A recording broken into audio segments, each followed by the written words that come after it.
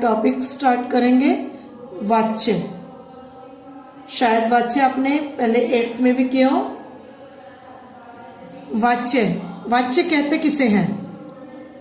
वाच्य का अर्थ होता है बोलने का विषय, यानी हम किस टॉपिक पर बोल रहे हैं उस टॉपिक को, उस विषय को हम वाच्य कहते हैं। क्रिया के जिस रूप से ज्ञात हो, अर्थात क्रिया के जिस रूप से पता चले कि उसके द्वारा किए गए विधान का विषय, विधान माने कार्य का विषय कर्ता है, कर्म है या भाव है, उसे वाच्य कहते हैं।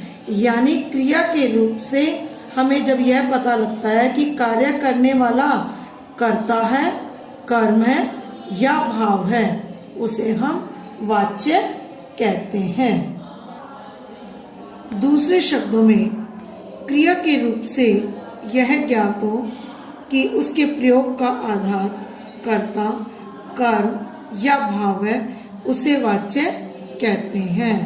अर्थात क्रिया के जिस रूप से हमें यह पता चलता है कि उसका प्रयोग करने का आधार कर्ता है, कर्म है या भाव है, उसे वाच्य कहते हैं। अब वाच्य के भेद हिंदी में 3 होते हैं, कृत, कर और भाववाच्य।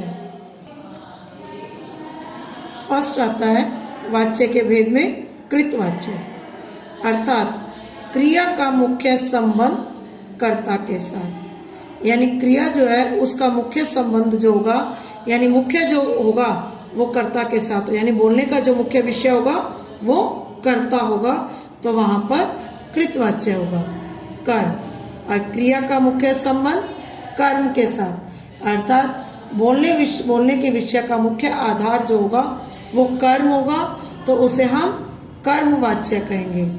क्रिया का मुख्य संबंध भाव के साथ, अर्थात क्रिया खुद ही मुख्य हो जाए, तो उसे हम भाववाच्य कहते हैं। कृतवाच्य, जिस वाक्य में कर्ता की प्रमुखता होती है, मैंने ऊपर तुम्हें भेद में बताया कि बोलने के जो विषय का प्रमुख आधार कर्ता होता है, तो वहां कृतवाच्य होता है, अर्थात क्रिया का प्रयोग कर्ता के लिंग, वचन, कारक के अनुसार होता है, इसका संबंध सीधा कर्ता से होता है, तब कृतवाच्य होता है। इसे हम अपने एक एग्जाम्पल के माध्यम से समझेंगे। जैसे मोहन फल खाता है, अब इसमें क्रिया कौन सी है?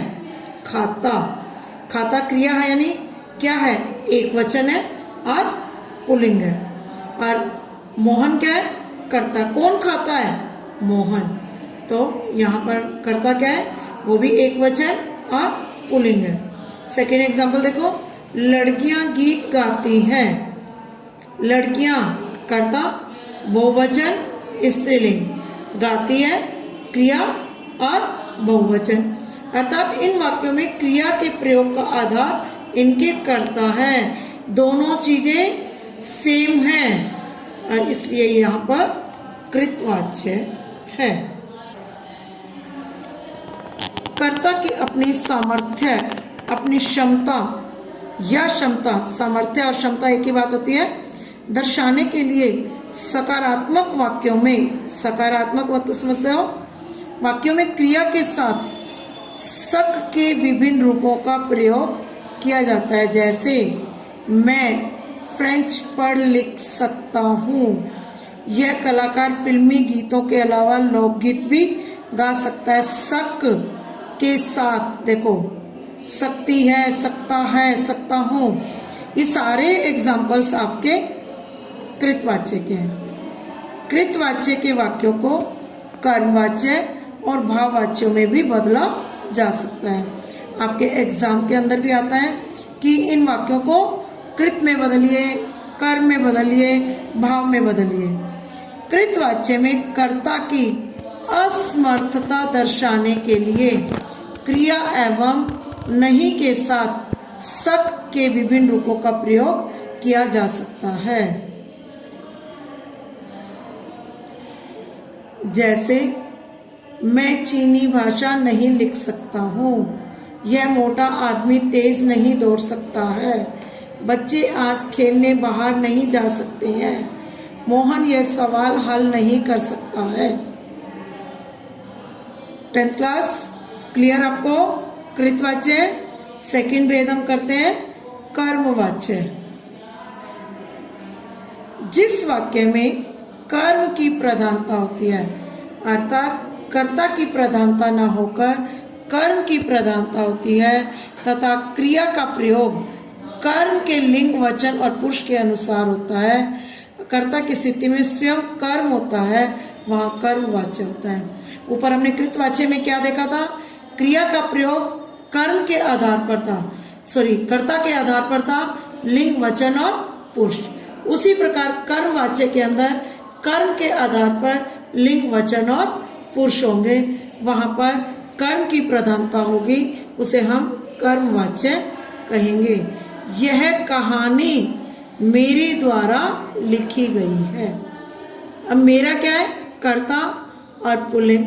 कहानी एक वचन स्त्रीलिंग। लिखी गई क्या है? ये भी एक वचन स्त्रीलिंग। यानी क्रिया का जो रूप है वचन और लिंग, वो किसके आधार पर है? कर्म के आधार पर। तो इसलिए यहां पर क्या है? कर्मवाच्य। सेकंड, मालिन द्वारा हार बनाया जाता है। मालिन क्या है? स्त्रीलिंग है और एक वचन है। क्या बनाया जाता है मालिन के द्वारा? हार। हार क्या हुआ?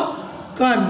हार कर्म है, एक वचन है और पुल्लिंग है। जाता है क्रिया हमारी क्या है? एक वचन है और पुल्लिंग है। यानी दोनों का रूप एक जैसा, क्रिया और कर्म। तो यहाँ पर इस सेंटेंस के अंदर कौन सा वाच्य होगा हमारा? कर्मवाच्य। उपयुक्त वाक्यों में क्रिया का प्रयोग कर्ता के अनुसार न होकर कर्म के अनुसार हुआ है, अतः ये कर्मवाच्य है। अब देखो, यह क्या था? मेरे द्वारा करता था। मालिन क्या थी? करता था। लेकिन इसका लिंग, वचन हमारा क्रिया से मैच नहीं होता है, तो यहां पर कौन सा वाक्य होगा हमारा? कर्मवाच्य, क्योंकि क्रिया और कर्म दोनों के वचन और लिंग और पुरुष एक समान है, कर्म के आधार पर है क्रिया, इसलिए यहाँ पर कर्मवाच्य होगा। तो 10th क्लास आज इतना ही। बाकी का नेक्स्ट क्लास में ग्रामर की बुक से आप खुद इसे रीड करेंगे और कोई भी डाउट है नेक्स्ट क्लास में क्लियर करेंगे। थैंक्स।